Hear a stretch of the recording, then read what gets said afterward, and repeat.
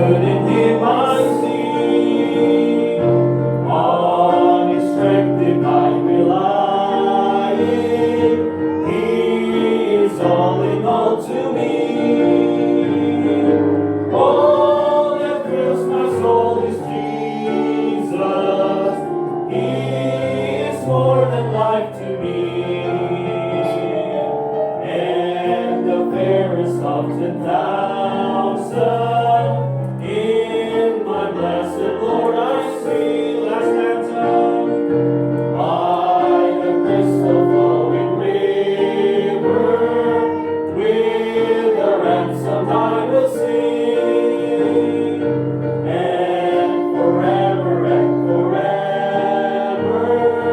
praise and glorify the King. All that thrills my soul is Jesus. He is more than life to me. And the fairest of 10,000 with my blessed Lord I see. Amen. Be seated, please. Song number 110, All the Way My Savior Leads Me.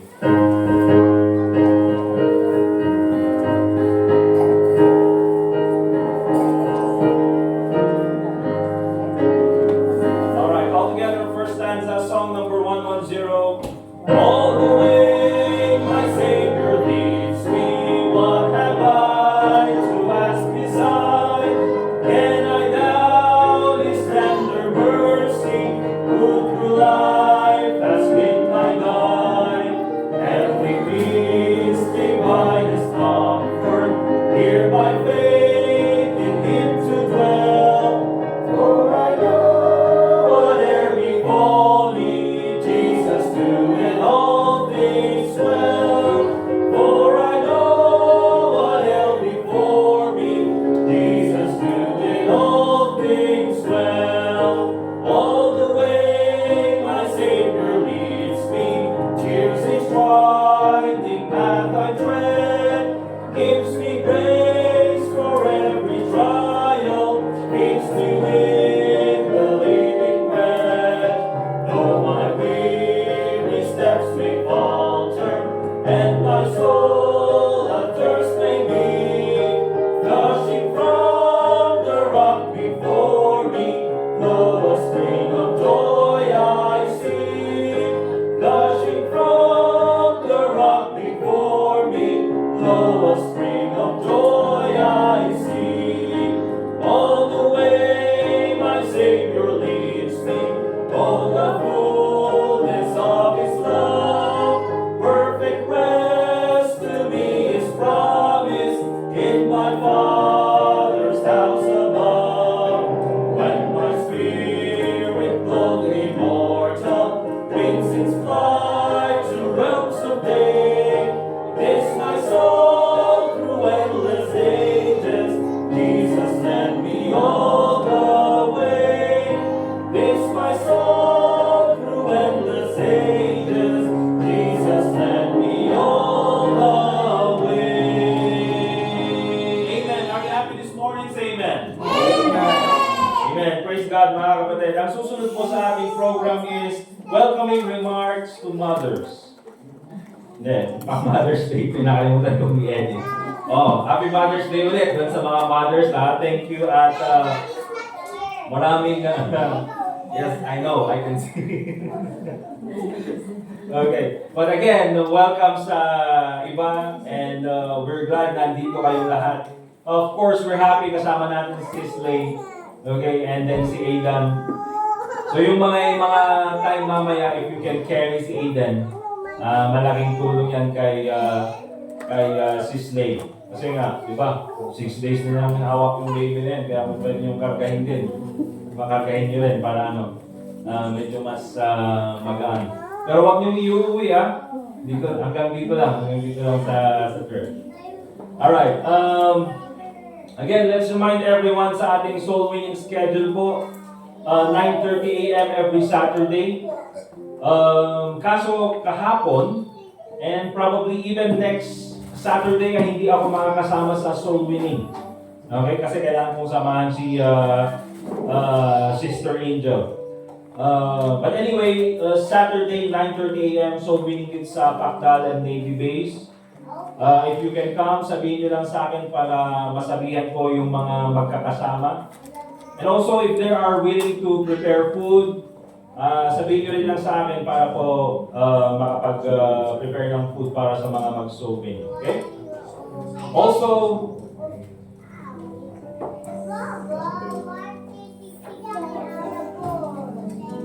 ito pala yun.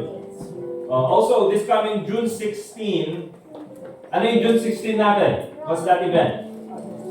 Father's Day. Okay, so invite naman natin yung mga fathers to come and join us. Magpaparaffle din tayo for the fathers. Amen? We'll have raffle din para sa mga fathers. Brother Jason, raffle tayo niya. Brother Anthony, we'll have a raffle. Sir Hector, magpaparaffle tayo yung buhay na manok, bikal, yung mga ganyan, native na manok. Yung grand prize is isang kambing. Wow. Iuwi nyo yan, ha? Hindi, joke lang, okay? But we'll have a good time again doon sa ating Father's Day. And of course, June 10 hanggang June 12, yun po yung ating DBBS. So after po nung ating regular offering, we'll have a special offering para po sa mga pwedeng gastusin dyan sa ating DBBS. Yung mga Sunday school kids natin, yung mga kids dito sa church, mag-attend kayo so that, makuha nyo rin yung mga gifts na para sa inyo. Alright? Okay, so yun lang naman po yung mga activities natin until next month. We'll ask everyone to stand up please. Tawagin natin si Brother Anthony for our Bible reading.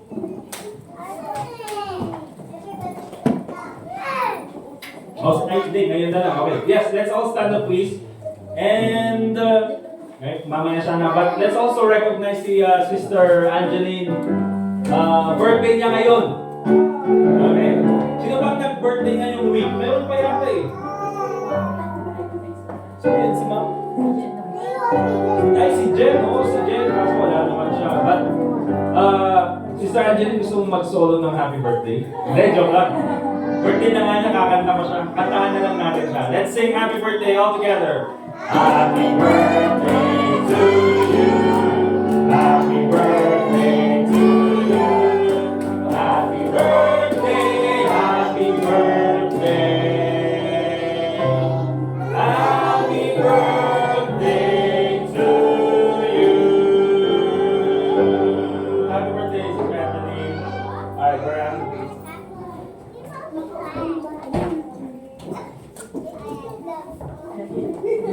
Please turn your Bibles to the book of Proverbs.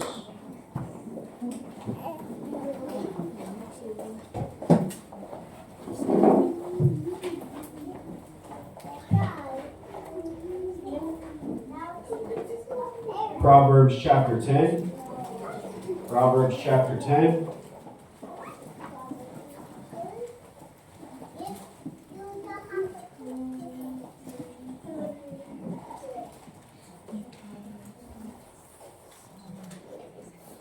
Please follow along as I read. The Proverbs of Solomon.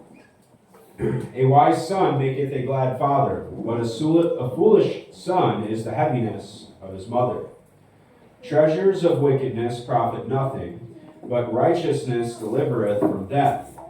The Lord will not suffer the soul of the righteous to vanish, but he casteth away the substance of the wicked. He becometh poor that dealeth with a slack hand, but the hand of the diligent maketh rich. He that gathereth in summer is a wise son, but he that sleepeth in harvest is a son that causeth shame.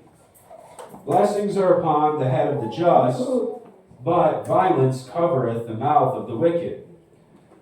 The memory of the just is blessed, but the name of the wicked shall rot. The wise in heart shall receive commandments. The wise in heart will receive commandments, but a prating fool shall fall. He that walketh uprightly walketh surely, but he that perverteth his ways shall be known. He that winketh with the eye causeth sorrow, but a prating fool shall fall.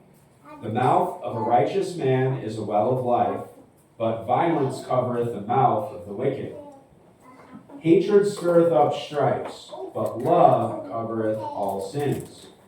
In the lips of him that hath understanding, wisdom is found, but a rod is for the back of him that is void of understanding. Wise men lay up knowledge, but the mouth of the foolish is near destruction. The rich man's wealth is his strong city. The destruction of the poor is their poverty. The labor of the righteous tendeth to life, the fruit of the wicked to sin.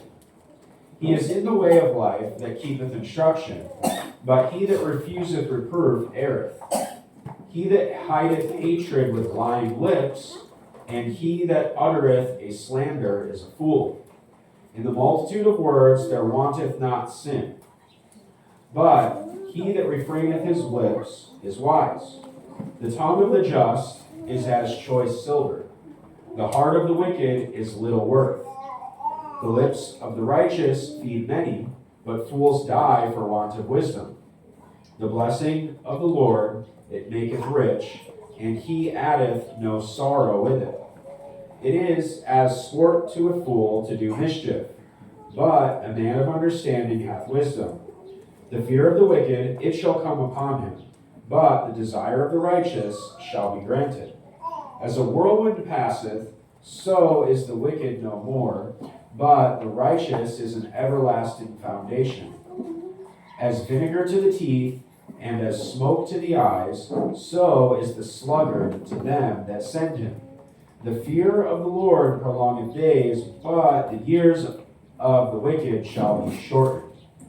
The hope of the righteous shall be gladness, but the expectation of the wicked shall perish. The way of the Lord is strength to the upright, but destruction shall be to the workers of iniquity. The righteous shall never be removed, but the wicked shall not inhabit the earth. The mouth of the just bringeth forth wisdom, but the froward tongue shall be cut out. The lips of the righteous know what is acceptable, but the mouth of the wicked speaketh frowardness. Amen. Thank you very much. Let's all be seated, please.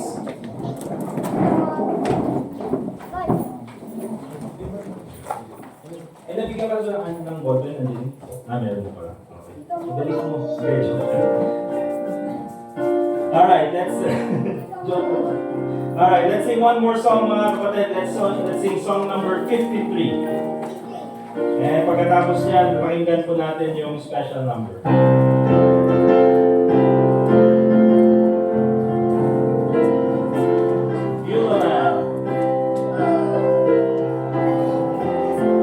First stanza all together.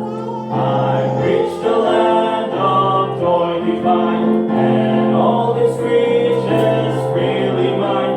Here shines a beam, one blissful day, for all my night has passed away.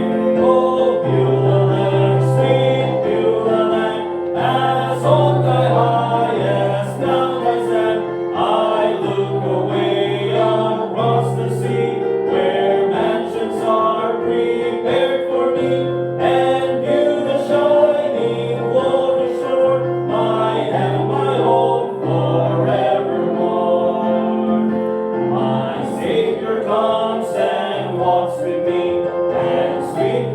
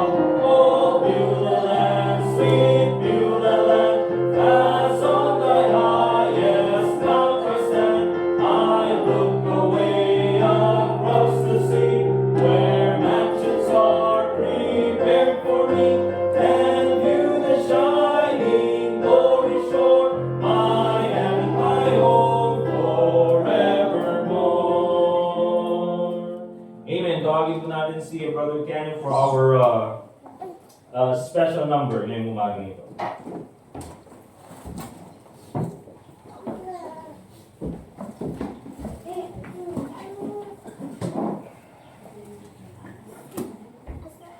Good morning po sa atin. Good morning. Ang title po ng aking kakantahin ay God Will Make A Way.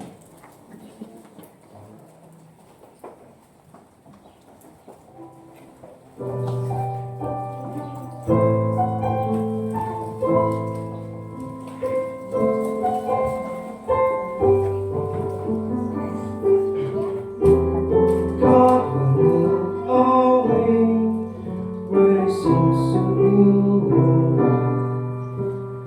Work in ways we cannot see.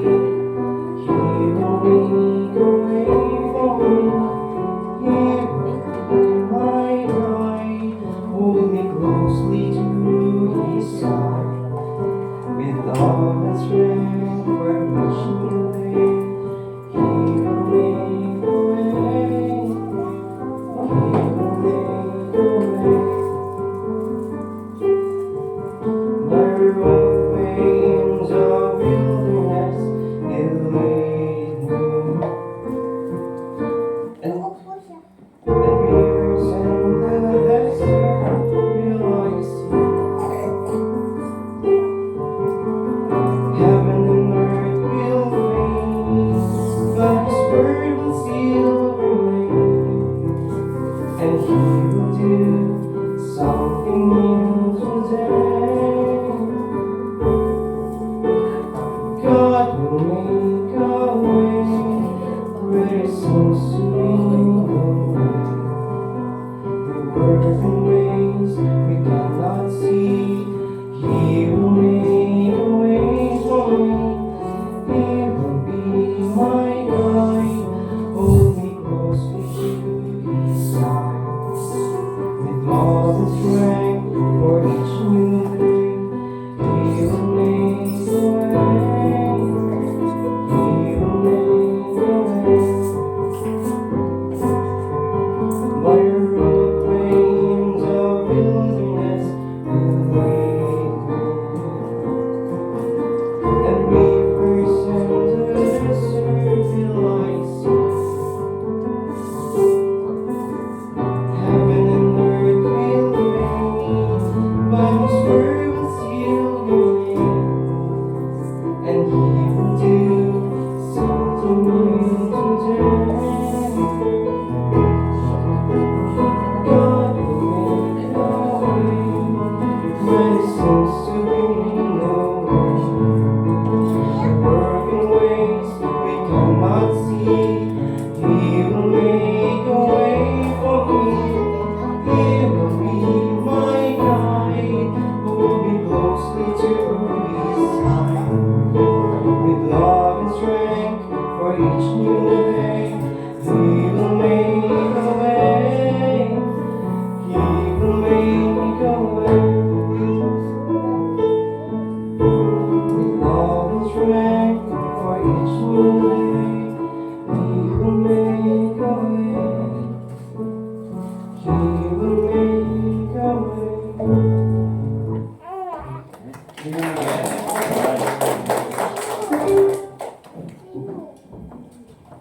Muli na ako magbukas ng lighter.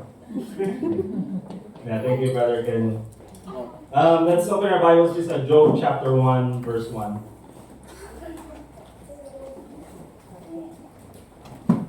Job chapter 1, verse 1.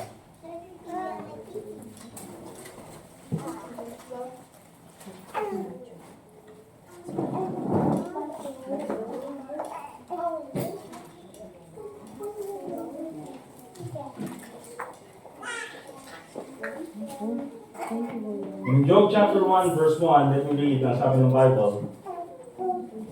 There was a man in the land of Uz, whose name was Job. And that man was perfect and upright, and one that feared God and eschewed evil. Let us pray. Dear God, Heavenly Father, once again, nagpapasalamat po kami for this time na pag-aaralan po namin ng iyong salita. Lord, as we tackle the problem of suffering, Panginoon, I pray na Ikaw po ang magbigay sa amin ng karunungan through the Holy Spirit so that maintindihan po namin ang mga prinsipyo na pag-aaralan po namin ngayong umaga. Lord, we thank you for the presence of each one. I pray, Lord, that you be the one to guide us with the Holy Spirit. Ganun din po sa akin, Panginoon. Bigyan mo po ako ng karunungan that I may be able to preach your word and expound your word with wisdom from the Holy Spirit, Panginoon. Lord, Ikaw po magbigay sa akin ng utterance that I may be able to use the right words and mabanggit ko po ng maayos ang iyong mga salita, Panginoon. Salamat sa iyong kabutihan sa amin and also pray in the name of the Lord Jesus Christ. Amen. So this morning, mga kapatid, in Job chapter 1, verse 1, we'll try to answer the question, why do bad things happen to good people? Why do bad things happen to good people? And I'm sure, mga kapatid, that this question you might have asked on your own, or probably you have tackled this question na probably natanong sa iyong school or natanong ng iyong kaibigan. So, ang gagawin natin, mga kapatid, and I do not pretend to know the mind of God, to know His purpose, but we will take a look at what the Scripture says concerning suffering. And there are many, again, this is not an exhaustive, hindi po ito yung talagang lahat ng mga idea and principles about suffering will tackle, but we'll try to scratch the surface sa kung ano ba talaga ang suffering and why do bad things happen to good people. Kaya nga, this is one of the most, let's say, difficult questions in theology. Kaya kung titignan po natin, mga kapatid, dito sa Job chapter 1 verse 1, there was a man in the land of Uz whose name was Job. And ang description sa kanya ng Bible, described by God, is that ang sabi niya, and that man was perfect. Ang sabi ng Bible, pag sinabi natin perfect, it is not talking about perfect morality, but it's talking about his maturity. Okay? And the Bible says, upright. Itong tao na ito ay, sa kanyang isip, he chooses to do the right things. He chooses to do good. And when it comes to his upright, mga kapatid, I believe this also talks about his salvation. Okay? That he is righteous before God. And also the Bible says, and one that feared God, may takot sa Diyos. Okay? So, alam niya kung sino ang Panginoon. At hindi lang niya alam kung sino ang Panginoon, pero may takot siya sa Diyos. He knows that it is God who created everything. And therefore, siya nga ay may takot sa ating Panginoon. And also the Bible says, and eschewed evil. Ibig sabihin, ayaw niya sa kasamaan. He abhors evil. But kung titignan natin in the book of Job, we will see that itong si Job, though he is righteous, though he is mature, though he fears God, though ayaw niya sa kasamaan, yet he suffered. Kasi kung titignan natin, kung i-compare natin by moral standards, mabuting tao ito si Job. He is a good man. Pero, why did he suffer? O why do bad things happen to good people? Ito, mga kapatid, is not just a question na tinatanong sa kapanahunan natin. Kasi kung titignan po natin, probably one of the first books to ever be written is the book of Job. Okay? Isa ito sa mga pinakaunang aklat na naisulat in the Bible. Kaya nga po yung question that why do bad things happen to good people, God already addressed it in one of the first books that was ever written. Hindi ito, mga kapatid, moral dilemma in the modern times. Why do bad things happen to good people? Kasi even God Himself has already answered this question in Job chapter 1 verse 1. Hindi lang ito nangyayari sa panahon natin, it already happened dito kay Job. Mga kapatid, he lost his property, lahat ng kanyang mga ari-arian, lahat ng kanyang mga livestock nawala, yung kanyang bahay nawala, his children died. Terrible para sa isang tao na may takot sa Diyos. Hindi lang yan mga kapatid, he suffered great physical agony. I mean from the top of his head hanggang sa kanyang paa is covered with boils. Covered ng pigsa. Kaya kung titignan po natin mga kapatid, talagang kung may tao na lubos na pinagdaanan na suffering, mentally and at the same time physically, itong si Job. Why do bad things happen to good people? Now, just a disclaimer bago po tayo magpatuloy sa ating pointers, we understand and we know mga kapatid that God is in control of everything. Amen? Kaya nga po ang point dito sa nangyari kay Job is that God allowed all of these things to happen to Job. Nag-request si Satanas that kung pwede ay pwede ba niyang saktan itong si Job. And so anong sabi ng Panginoon? Okay, I will allow you to do it. Basta wag mo lang kukunin yung kanyang buhay. Okay? Also, another disclaimer before we continue. Remember this. No one is good save one, and that is God. Yun yung sabi ni Jesus Christ. Okay? So oftentimes, yung question na, why do good things happen, or why do bad things happen to good people? I mean, this idea stems from a, let's say, modern thinking na akala natin we are good in the sight of God. Well, the Lord Jesus Christ said, none is good save one, that is God. Luke chapter 18, verse 19. Okay? Kaya another disclaimer is this. The worst thing that happened to the best person, the Lord Jesus Christ. Kung merong man tao mga kapatid na makakapagsabi na why do bad things happen to good people, I mean, we can change the statement at sasabihin natin, why did all the bad things, the worst things happen to the Lord Jesus Christ? Bakit? Because He is the only one who is good. Right. At kung ano man yung pinagdaraanan natin mga kapatid, we cannot compare it to the suffering of the Lord Jesus Christ. Mas matindi yung pinagdaanan ng ating Panginoong Jesucristo. Both spiritually, mentally, and of course physically. Okay? So yun po yung tatlong disclaimer na gusto kong maintindihan natin bago po tayo magpatuloy. Okay? So that magkaroon tayo ng unbiased idea when it comes to suffering. Kaya nga po itong title na Why Do Bad Things Happen to Good People? Probably you can change it to Why Does God Allow Suffering? Okay? So number one, natitignan po natin, remember this, suffering in this world is temporary. Suffering in this world is temporary. Let's go to 2 Corinthians chapter 4. 2 Corinthians chapter 4. And we'll read verse 16 and verse 18.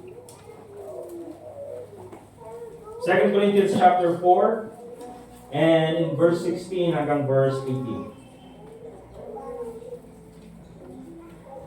Ang sabi ng Bible, according kay Apostle Paul,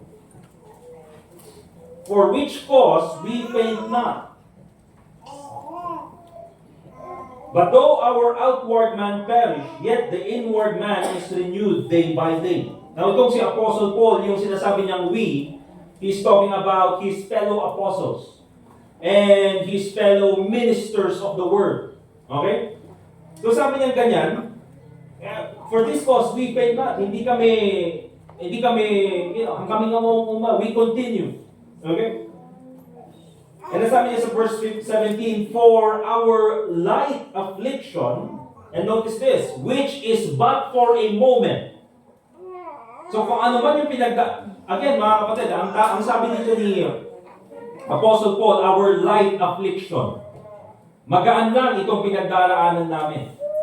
However, if you go to the preceding verses, talking about shipwreck, talking about, how many times na siya ay muntik nang mamatay. Pero ang sabi ni Apostle Paul, this is light. Okay? Mababaw lang itong pinagdaraanan natin. And sabi pa niya, this is only for a moment. Temporarily. Also, worketh for us a far more exceeding weight a far more exceeding and eternal weight of glory. Ano pang sabi niya mga kapatid? That only this suffering is temporary, but itong mga pinagdaraanan nila will be rewarded. Okay? Verse 18, while we look not at the things which are seen, but at the things which are not seen. For the things which are seen are temporal, but the things which are not seen are eternal. Kaya ang sinasabi dito ni Apostle Paul, mga kapatid, that for all the suffering na kanilang pinagdaraanan bilang mga manggagawa ng Panginoon, bilang mga tao in general, all of these things are temporary at hindi mo pwede itong ikumpara doon sa glory that will be revealed in us when we get to heaven. Bakit mga kapatid? Because again, the suffering na pagdaraanan ng mga mananampalataya dito sa ating mundo, it is temporary compared to the eternal glory that will be revealed in us in heaven. So remember mga kapatid, suffering in this world is temporary. Kaya ang sinasabi ng Apostle Paul, we cannot compare the things that we see. These are temporal things to the things that we cannot see. Kasi ang nakikita natin right now is the suffering around us. Yun po yung nakikita natin. Nakikita natin yung walang laman yung bank account, yung walang laman yung rep, or wala yung mga gagamitin in the future. Those are the things that we see. Pero ang sabi ni Apostle Paul, ito ay temporary. Ang nakikita natin is yung ating medical report. Ang nakikita natin is yung kung ano yung kulang. Kung ano yung pangangailangan. Kung ano yung kahinaan natin. But sabi ni Apostle Paul, these are temporary. Bakit? When we get to heaven, all these things will be wiped away. Okay? What are the things that we will see in heaven that we cannot see right now? First of all, heaven itself. You cannot compare that to our current situation. Amen? Heaven itself.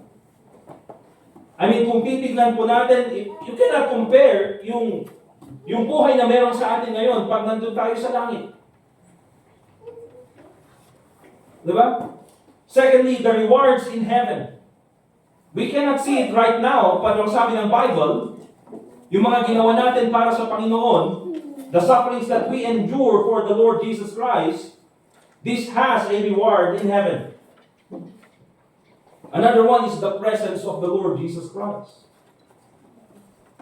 I mean, that is something you cannot compare with our current situation. To see our loved ones, yung mga mahal natin sa buhay, to reign with the Lord Jesus Christ. The absence of sin. See, sa langit mga kapatid, walang kasalanan. And because there is no sin, there is also the absence of suffering. Kaya, mga kapatid, we understand that suffering in this world is temporary. Yes, we may suffer in this life, but because we have the Lord Jesus Christ, remember this, we will enjoy eternity in heaven. Amen? Amen po ba mga kapatid? However, there are those who cause suffering in this world. Meron yung mga tao na sila yung nagpo-cause ng suffering. Sila yung mga tao na nagsisimula ng giyera. Ito yung mga tao na nanggugulo sa economy. Ito yung mga tao na who manipulate governments, who manipulate people, who cause suffering to other people.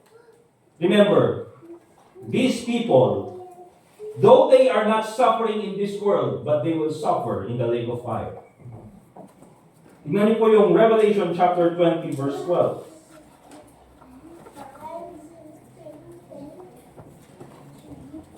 Revelation chapter 20 and in verse 12.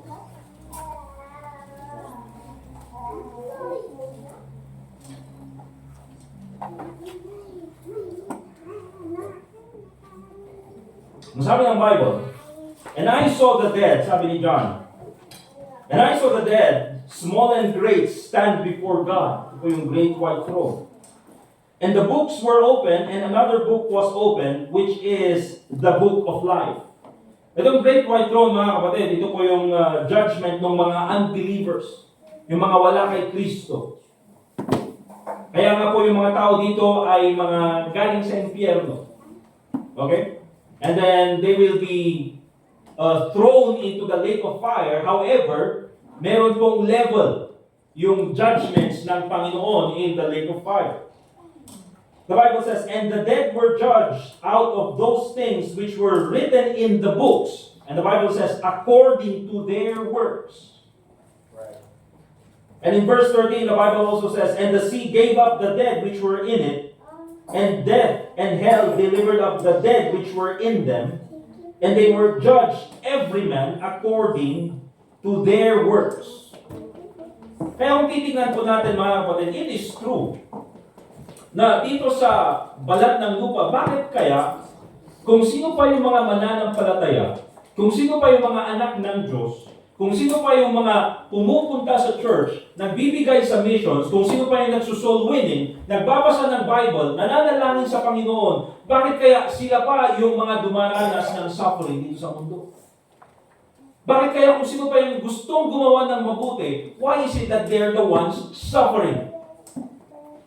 Bakit kaya hindi itong mga masasamang tao na ito, itong mga wicked na tao na mga ito? In the Bible reading natin kanina, in Proverbs chapter 10, the days of the wicked shall be cut off. Yan ang sabi ng Bible. Yes, though they are thriving dito sa mundo natin, na parang masaya sila, wala silang problema, na kinaiingitan pa ng ibang tao, there will come a time that their days will end, and they will suffer in hell, and they will suffer in the lake of fire.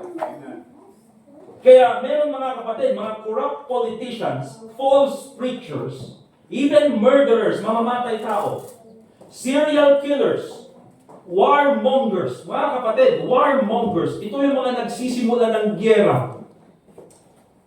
You know what mga kapatid, there are people around the world who want to continue war with other countries. Bakit? You know why mga kapatid? Because if there's war, there is business.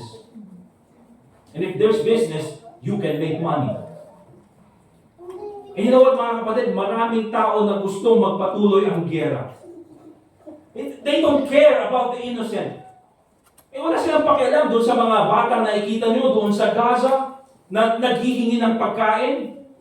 Wala silang pakialam doon sa nangyayari doon sa Myanmar na ang daming bata mga kapatid na wala namang kinalaman sa gyera, pero sila yung nahihirapan. May mga tao na walang pakialam sa mundo basta lang magkaroon sila ng pera.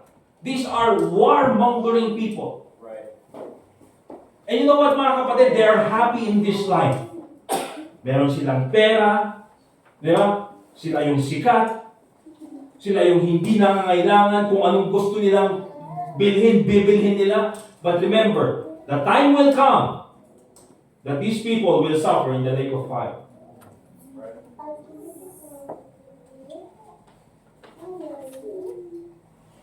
All those who cause suffering to other people will be punished in the lake of fire. Kaya nga, they may live comfortably. And they will not be caught. That's why, sometimes mga kapatid, it's not good din, na to idolize people, na especially yung mga nasa Hollywood. Especially now, nakikita natin kung ano yung mga lumalabas na mga stories sa kanila. Pedophiles, mga nagsisimula ng mga human trafficking, itong mga tao na ito.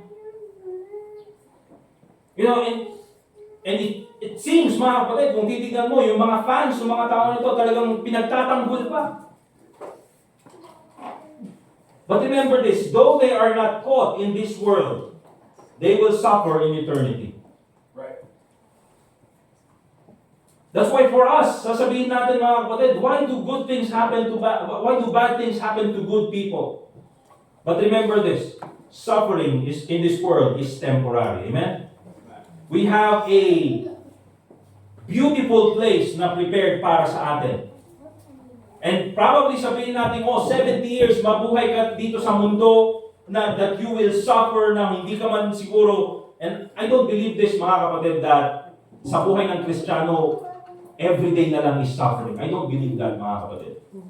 Bakit? Because in the midst of suffering, there's also God's blessings. Minsan lang talaga, sa buhay natin bilang mga mananampalataya, minsan nakafocus lang kasi tayo sa suffering. Pero mas maraming blessing. Okay?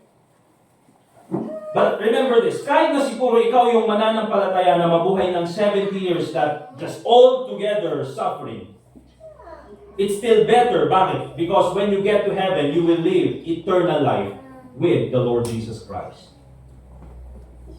Okay? But again, I don't believe na ang isang Kristiyano ay mabubuhay na puro suffering na lang. Hindi naman, mga kapatid. Because, binasa natin kanina doon sa Proverbs chapter 10, the blessings of the Lord, it maketh rich, and He addeth no sorrow with it. Diba? Nandiyan pa rin yung blessing ng Panginoon. So why does God allow suffering? Suffering in this world is temporary. Secondly, suffering equips believers for deeper ministry. Suffering equips believers for deeper ministry. 2 Corinthians chapter 1, verse 3 to 5.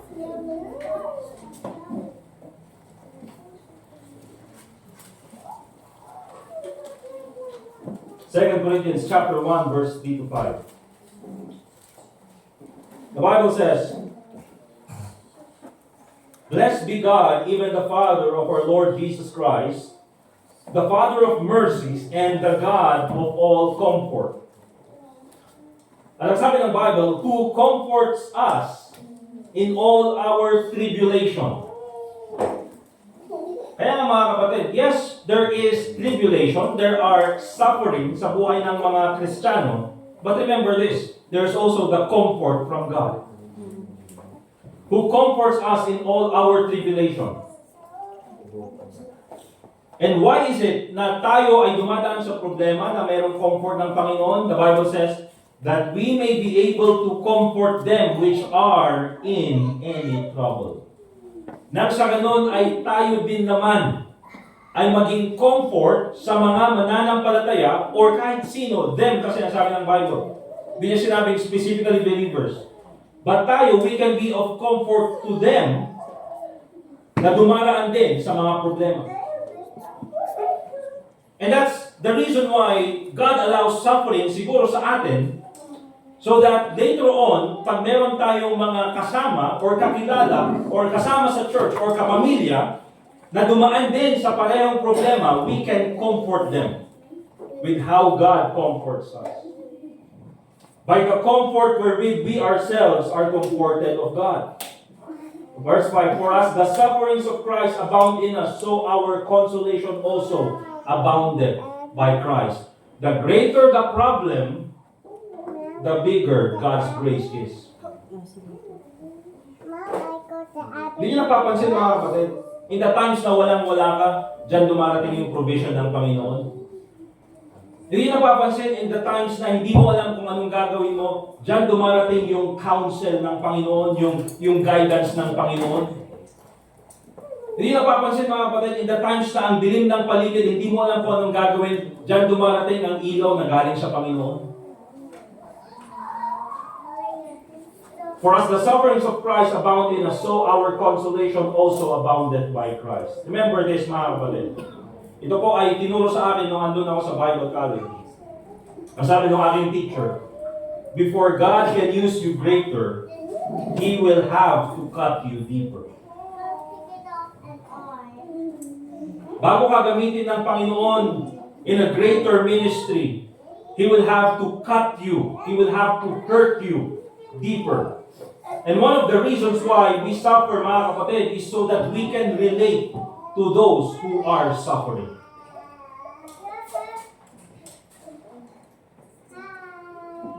Because only those who suffer can understand those who are suffering. Diba?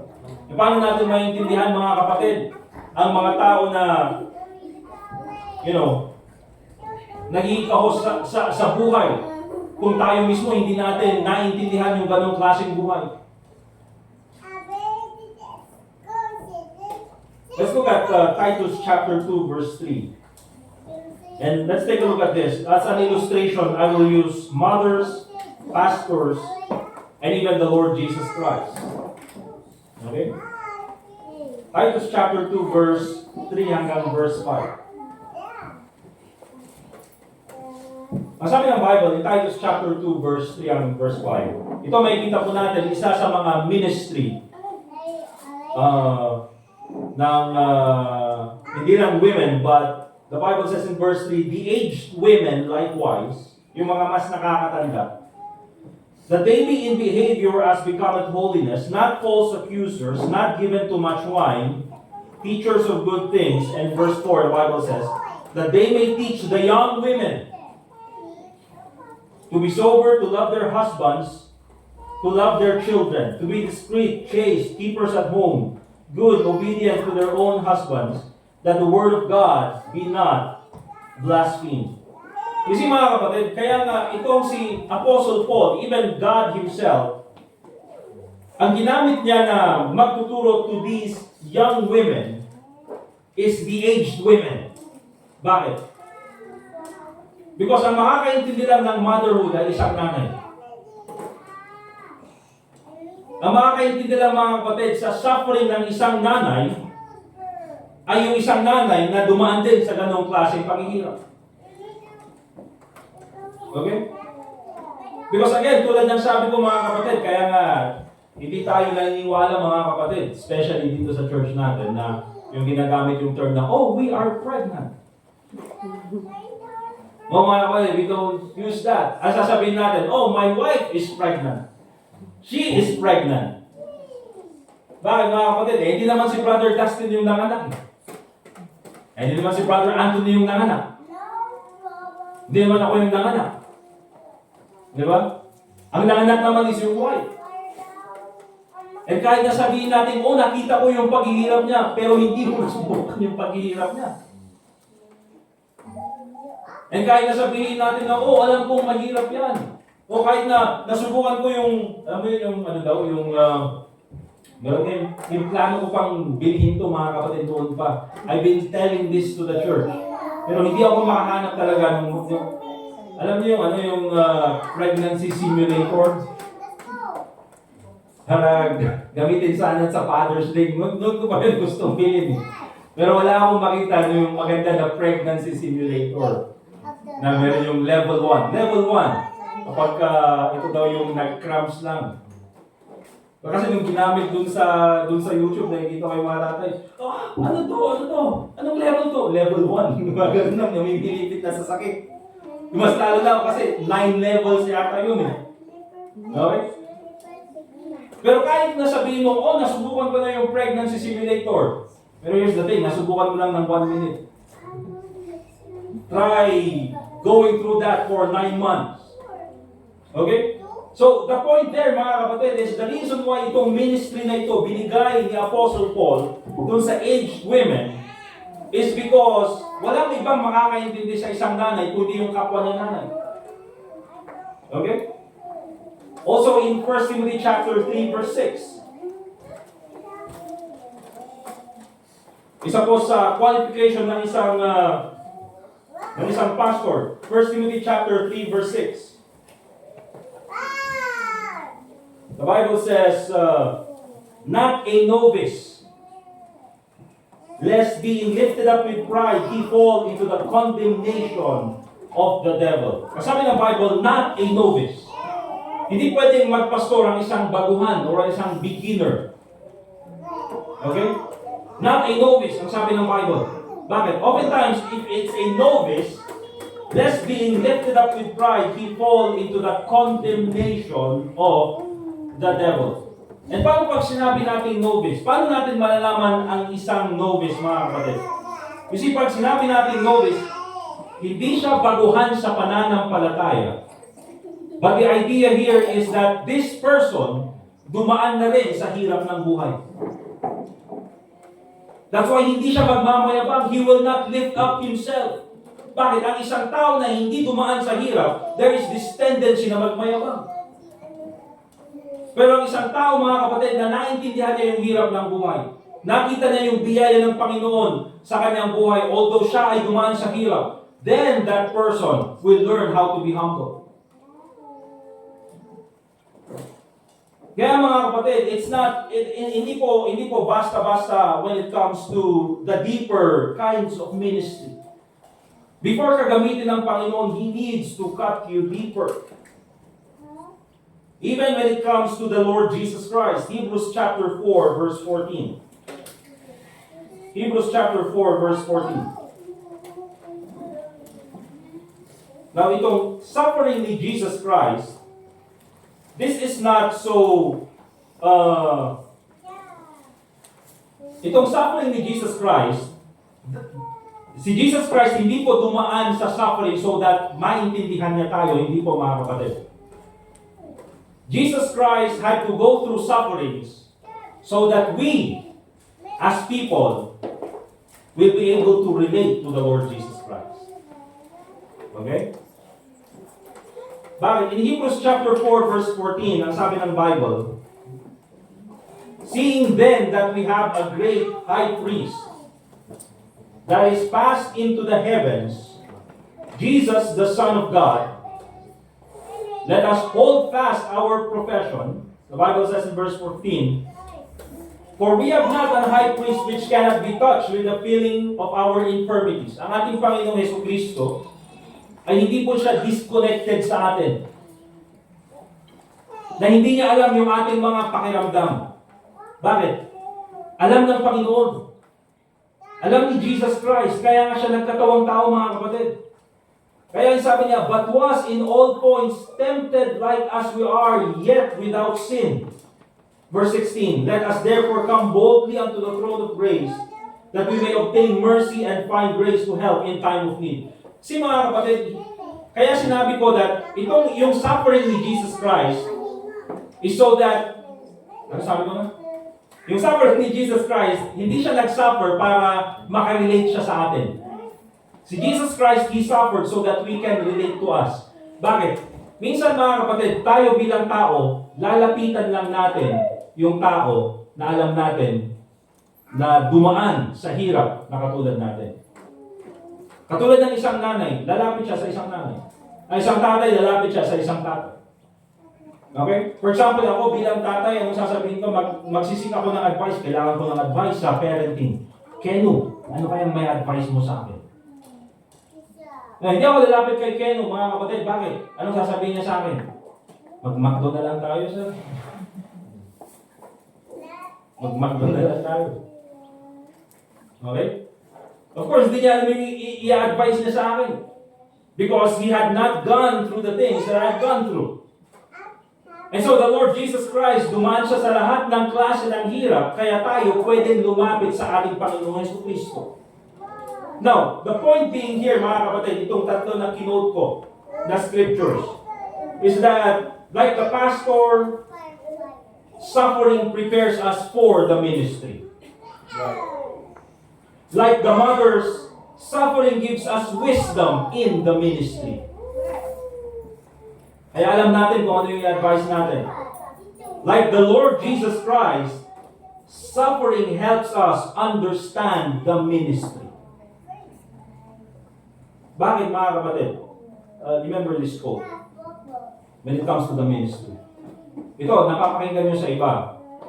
But it's also very important. People don't care how much you know until they know how much you care.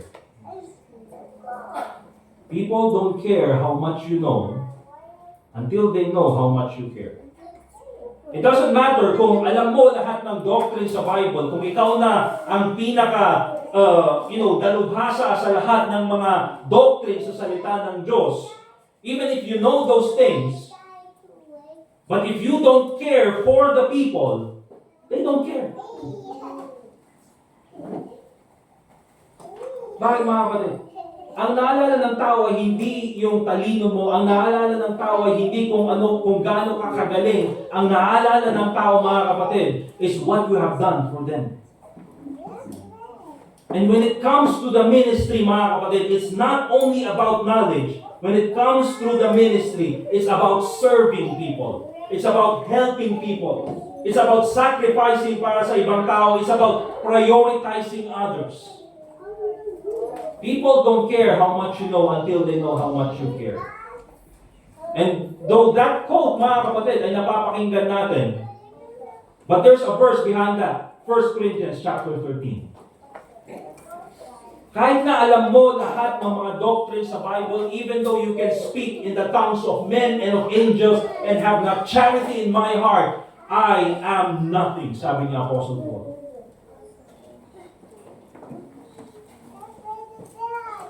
That's why it's very important, mga kapatid, to understand that ministry is about people.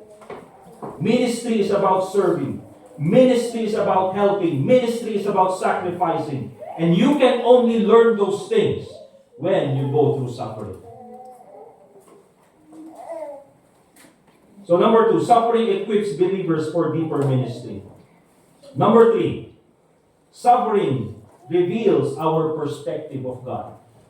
Why does God allow suffering? Why do bad things happen to good people? Suffering reveals our perspective of God. Di ba mga kapatid, medyo nakakatawa?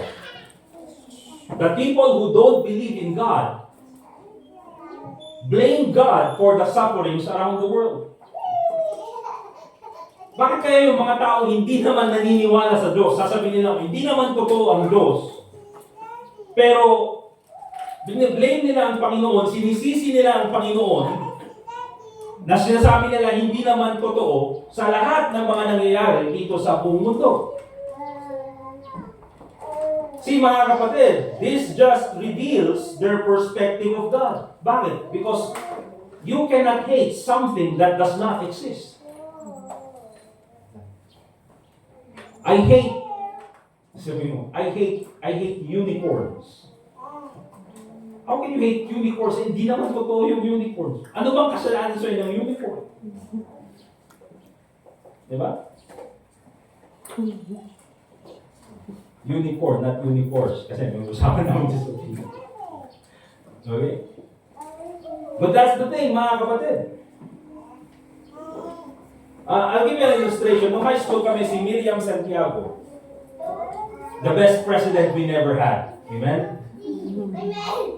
Ay, gusto ko si Miriam Santiago. But, there was a point na medyo, probably disappointed nung high school.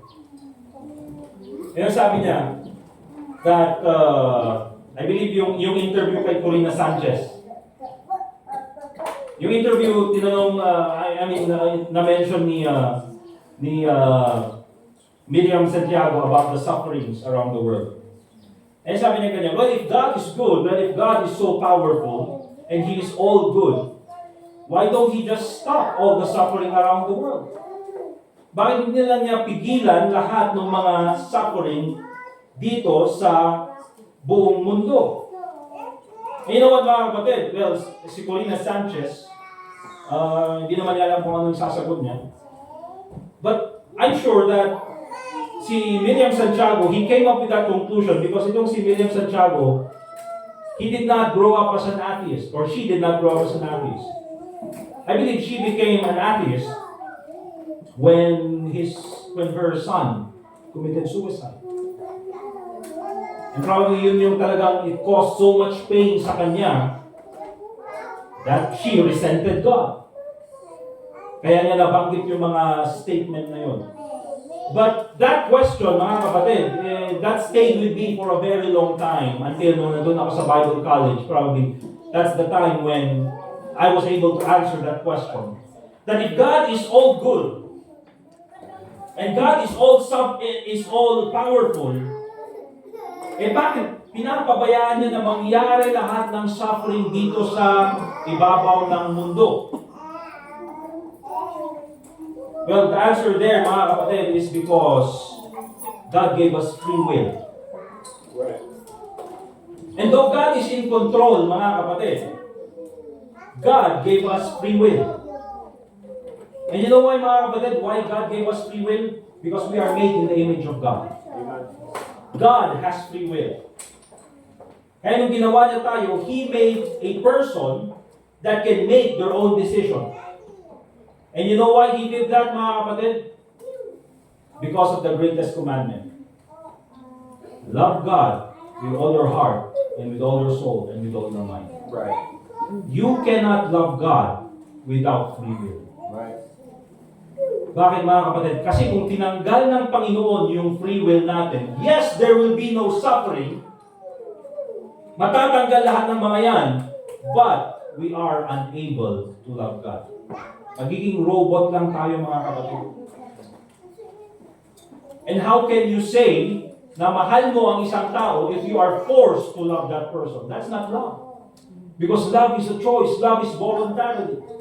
Love is a choice, mga kapatid. For God so loved the world that He gave His only begotten Son. Kahit na tayo makasalanan, mga kapatid, God chose to love us. That's why yung idea or yung question na, well, if God is all powerful and God is all good, bakit hindi niya tapusin lahat na lang ng suffering dito sa buong mundo? Well, that will come, but it's not today, mga kapatid. Darating po yung panahon na yan, mga kapatid. But it's according to the timeline of God. But remember this, tayo po binigyan ng free will ng Panginoon. Now let's go to Job chapter 2 and in verse 9. Again, yung point natin dito is this: suffering reveals our perspective of God. Suffering reveals our perspective of God. In Job chapter 2 verse 9, nakita natin kanina in Job chapter 1 na itong si Job na wala yung kanyang mga ari-arian, he lost his family, and siya ay physically covered with boils. And in Job chapter 2, verse 9 and 10, the Bible says, "Then said his wife unto him, Dost thou still retain thine integrity? Curse God and die." Hanggang ngayon ba naman? You are still committed to God? Curse God and die. But he said unto her, "Thou speakest as one of the foolish women speaketh. What? Shall we receive good at the hand of God, and shall we not receive evil? In all this did not Job sin with his lips." Now, ang gusto kong makita natin dito, mga kapatid, again, yung point suffering reveals our perspective of God. Now, to be fair, bakit kaya nabanggit ito or nasabi ito nung asawa ni Job, curse God and die? Because remember this, mga kapatid, hindi lang si Job ang nagsasuffer. It's also his wife. Right. Not only did Job lose his properties, also his wife lost all her properties. Hindi lang si Job ang nawalan ng anak, yung kanyang asawa nawalan din ng anak. Kaya it's easy to judge yung asawa ni Job na pambira talaga yung bruha na yan, no? Nasaan siya na lang yung kinuha ng Panginoon? Hindi po, mga kapatid. Because altogether, they are one flesh. They are suffering together. Pero ang gusto kong makita natin dito is the perspective. What is the perspective of this wife? Yung Job's wife. Suffering revealed her perspective of God. Ano makikita natin dito? Her understanding of God is based on materialism. She only worships God because of the blessings. Kasi nung wala na yung blessing, nung dumating na yung hirap ng buhay, ano yung kanyang conclusion? Curse God and die. On the other hand, nakikita naman natin yung perspective ni Job of God. Let's go to Job chapter 1 verse 20. Job chapter 1 verse 20. Nung nawala yung kanyang ari-arian at nawala yung kanyang mga anak, namatay yung kanyang mga anak, the Bible says in verse 20, "Then Job arose and rent his mantle and shaved his head and fell down upon the ground and worshiped." Mga kapatid, dito po natin makikita, bilang mga mananampalataya, kahit anong hirap ng buhay, it's not an excuse to stop worshiping God. Remember that, mga kapatid. Kahit na anong klaseng laki ng problema, hindi mas malaki yung problema mo kaysa kay Job. Si Job nawala lahat, and then yung kanyang pamilya. But still, sabi niya, it's not an excuse for me to stop worshiping God. Kahit anong klaseng hirap ng buhay, mga kapatid, you still worship God. Amen? And ang sabi niya in verse 21, "Naked came I out of my mother's womb, and naked shall I return thither. The Lord gave, and the Lord hath taken away. Blessed be the name of the Lord." Anong makikita natin dito? Job understands that God is in control. Job understands that God is worthy of worship. And ano pa? Job understands that everything he has was from God anyway. Binigay ng Panginoon, the Lord give, and the Lord take it away. Ang Panginoon din ang kukuha. And Job chapter 13 verse 15. Ano yung perspective ni Job? Job chapter 13 verse 15. In the midst of suffering, ang sabi ni Job, though he slay me, yet will I trust in him. Kahit patayin ako ng Panginoon, ako ay patuloy na magtitiwala sa Kanya. But I will maintain my own ways before Him. Kung ano yung ginagawa ko dati, I will keep on doing it. There's no reason to quit in the midst of suffering, mga kapatid. And the point na gusto kong makita natin dito, mga kapatid, not only he understands that God is in control, He is worthy of worship, not only he understands na lahat ng meron sa kanya ay binigay ng Panginoon, but also he understands that trusting God is the only logical thing to do in the midst of suffering. Trusting God is the only logical thing to do in the midst of suffering. Sabi niya, though He slay me, yet will I trust in Him. You see, minsan ang gagawin ng isang tao in the midst of suffering is to resent God, to hate God. Katulad ng ginawa ni William Santiago. Katulad ng ginagawa ng iba. That they resent God because of suffering. But you know what, mga kapatid? In the midst of suffering, the only logical thing to do is to keep on trusting on God. Kasi nga, if you believe that God is in control, why would you not trust Him? Ba't di ka magtitiwala sa Kanya? Kaya when suffering comes, mga kapatid, do we continue to love God and worship Him? Or do we blame Him and resent Him for our suffering? Remember this. Suffering reveals our perspective of God. And lastly, mga kapatid, suffering highlights the power of God. Suffering highlights the power of God. Let's go to John chapter 9, verse 1 to 3. Pag sinabi natin highlights, ito ay pinapakita or ini-emphasize yung kapangyarihan ng Panginoon. Suffering highlights the power of God. Job chapter 9, verse 1 hanggang verse 3. The Bible says, and as Jesus passed by, He saw a man which was blind from his birth. So titignan natin, mga kapatid, itong tao na ito ay pinanganak na bulag. Inborn yung kanyang blindness.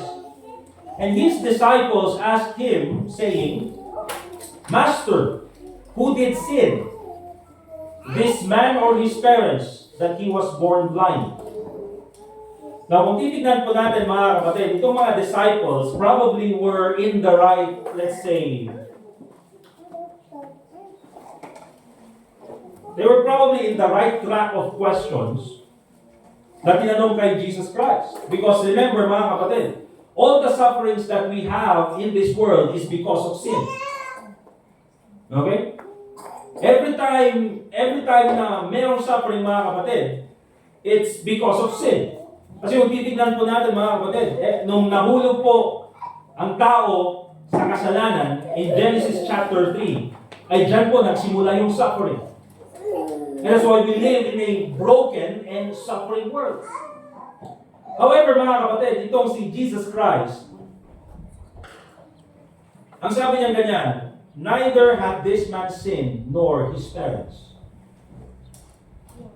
But also, we need to understand, mga kapatid, alright, that even in the midst of suffering, talagang merong unseen purpose ang Panginoon.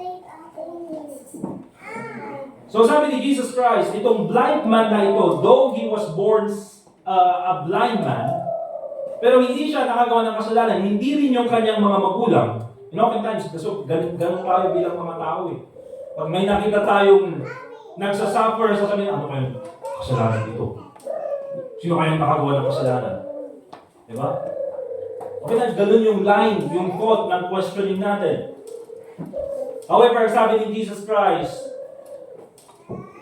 Neither hath this man sinned nor his parents, but that the works of God should be made manifest in him. However, mga kapatid, there are cases that God allows, remember, allows people to suffer to show His power.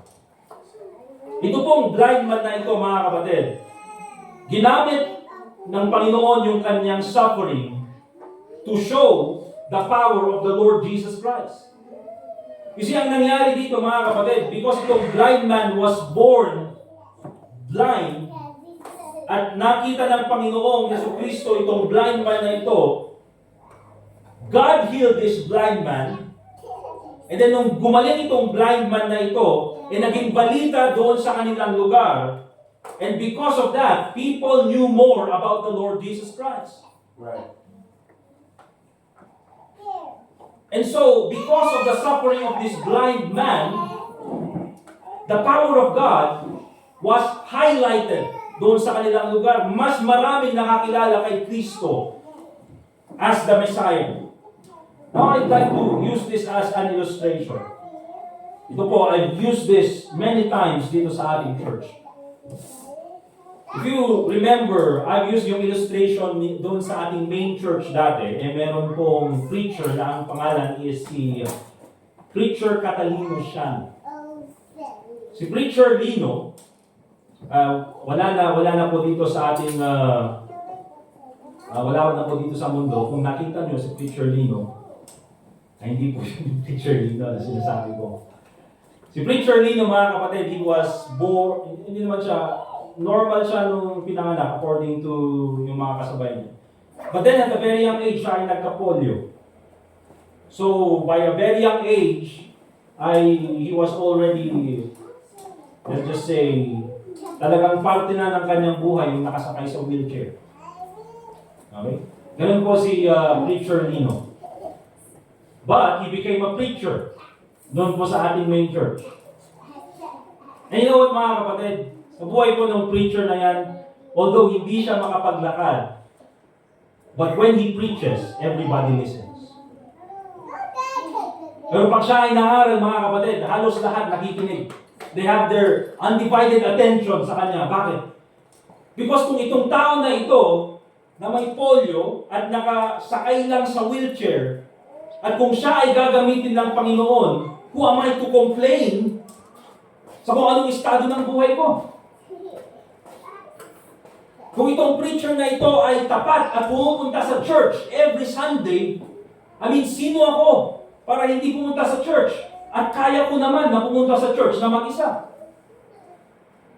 Itong preacher na ito, kaya ang ginagawa sa kanya dati, mga kapatid, si preacher nino, yung mga kasabay niyang preacher noon, na Pastor Joseph de Vera, sila Pastor Randy, kasabay nila noon. Pag soul winning, anong gagawin? Dadalhin dyan sa market, sa palengke. Ano sasabihin? Magso-soul winning kami dito sa Burnham. Maiwan ka dito. Iiwan lang dun sa palengke.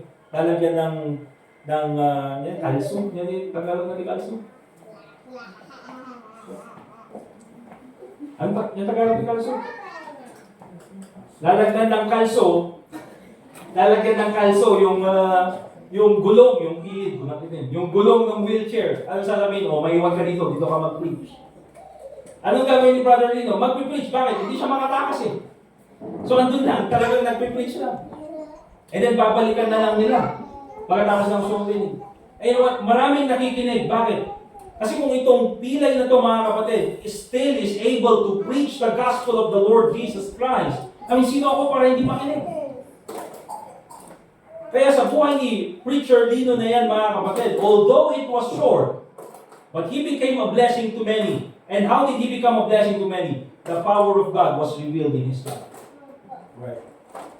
Kahit na ganun na siya ay may polio at nandun lang sa wheelchair palagi, still he is able to reach many people for the Lord Jesus Christ. Amen. How can he do that, mga kapatid? It's not by his might, not by his power, but by the power of the Lord Jesus Christ. Kaya po, mga kapatid, remember this, God is glorified not because of what you can do, but because of what He can do through you. And I believe dyan po natin nakikita yung sinabi ni Apostle Paul. Therefore, I take pleasure in infirmities, in reproaches, in necessities, in persecutions, in distresses for Christ's sake. For when I am weak, then am I strong. Sa panahon po na tayo ay nanghihina, in the times when we are suffering, that is when the power of Christ is revealed in us. So in our ending, mga kapatid, what gives us comfort in our suffering? We suffer. Meron tayong suffering. Iba-iba yung suffering na pinagdaraanan natin. But you know what, mga kapatid? I believe what gives us comfort in our suffering is knowing that our suffering has a purpose. Amen? Because I believe it's terrible to think na walang purpose yung ating suffering. What gives us comfort is knowing that our suffering has a purpose. Romans chapter 8 verse 28, and we know that all things work together for good to them that love God, to them who are the called according to His purpose. The good things and the bad things, they work together for good. Because God has a purpose for us. Kaya in this time, mga kapatid, between suffering and knowing God's purpose, kasi nga po, lahat naman tayo may pinagdaraanan na suffering.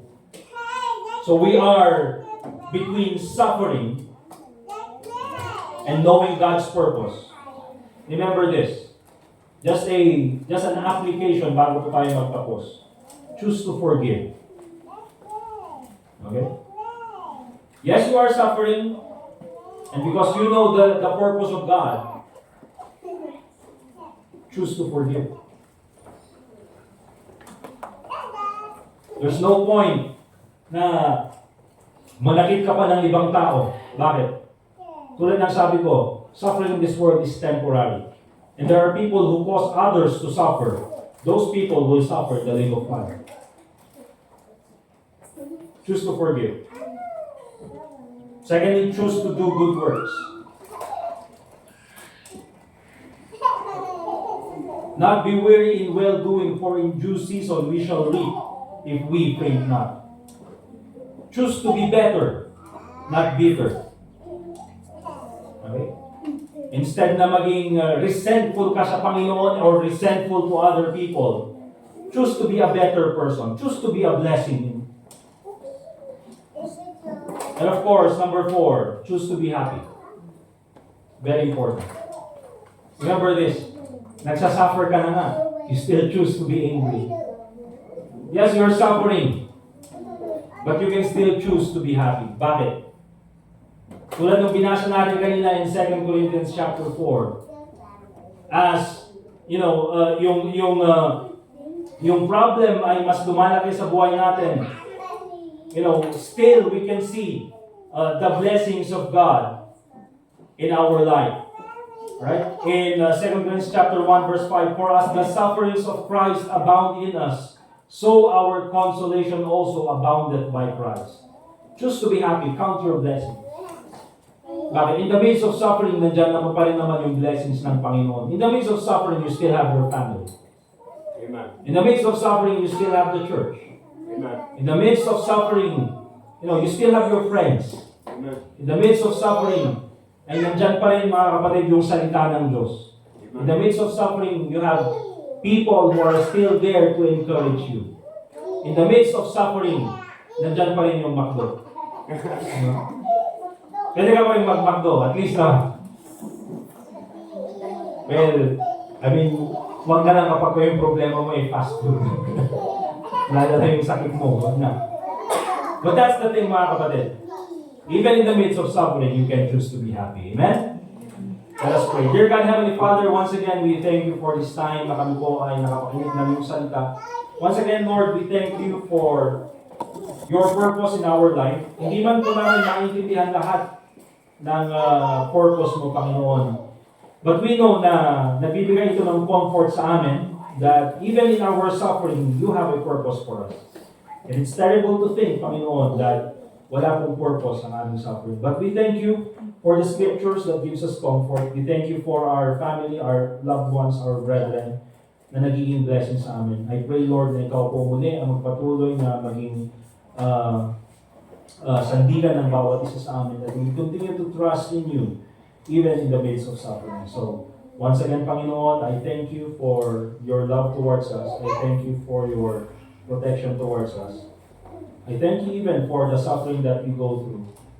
And I pray, Lord, na ikaw rin po sana ang patuloy na magparamdam ng inyong pag-ibig at biyaya sa bawat isa sa amin. Salamat sa lahat, Panginoon, and also pray in the name of the Lord Jesus Christ. Let us continue to pray, mga kapatid. And I hope that we will make a commitment this Sunday that yung katulad nung sinabi ni Job, though he slay me, yet will I trust in Him.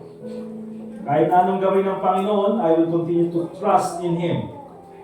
But I will maintain my own ways before Him. Remember, there is no excuse to stop worshiping God.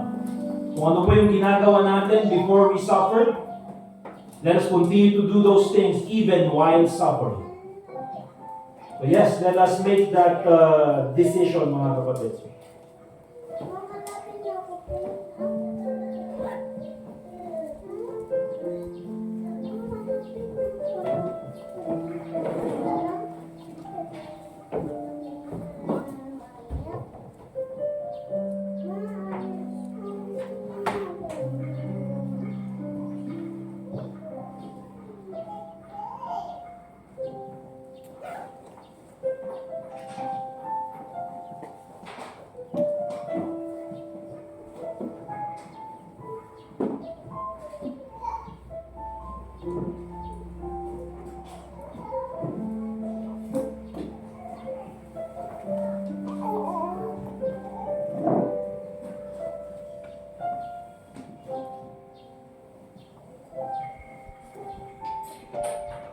Dear God, Heavenly Father, once again, we thank you for this time that we can pray together. Panginoon, salamat po sa oras na kami po ay nakapakinig muli ng iyong salita. And I pray, Lord, na nawa po sa mga nakagawa ng commitment to continue trusting you, Lord. I pray that ikaw po magpatuloy na magbigay sa amin ng lakas in order to continue serving you no matter what happens, Panginoon. Salamat sa mga kasama po namin ngayong umaga nito, nawa po ay naging blessing po ang inyong mensahe sa kanila. And sa pagpapatuloy po ng aming service, Panginoon, ikaw lang po muli ang mabigyan ng kalwalatian. And also pray in the name of the Lord Jesus Christ. And all God's people say, Amen. Thank you very much, mga kapatid. Dadako po tayo sa ating offering. So let's prepare po yung ating offering. Nagbibigay. Again, dalawa po yung offering natin. One for our regular offering and isa po para sa ating DBPS. It's coming June 10.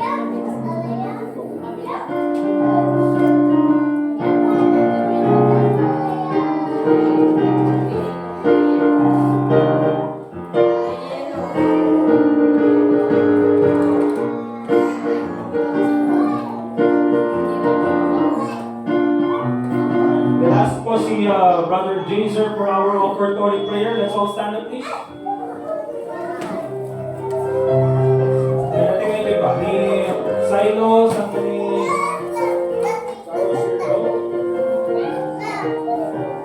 ay, ako mo sige po eh. Ay, yung part na lang.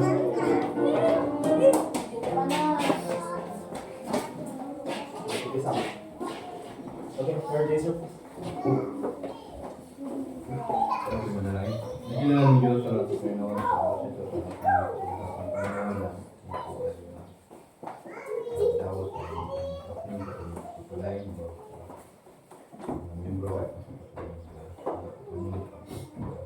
sa pagpalain sa ito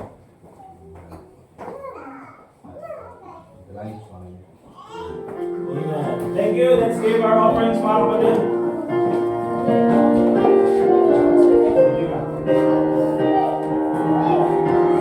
Stay here, viewers. Stay here.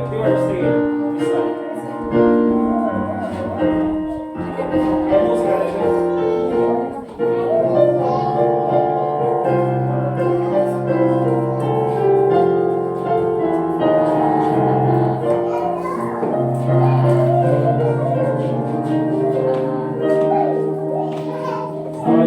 naman kay Brother Kenny, ito naman po yung para sa ating GBBS.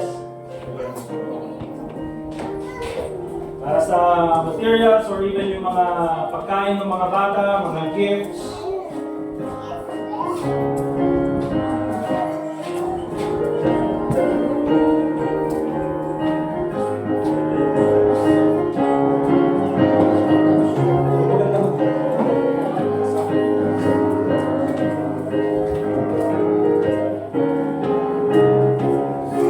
Inisip ko yung inisip ko yung magandang closing song about suffering. Yung pumunta sa isip ko yung maalaala mo kayo. Maalaala mo kayo. We're also glad na kasama natin si Brother Seth. Thank you nakagawang na kami. Pampanga. Alis ko Pampanga? Angeles, Pampanga. Okay. So thank you na nakabisit ka namin. Also, we're thankful sa presensya ng bawat isa. Let's get our songbooks please, mga kapatid.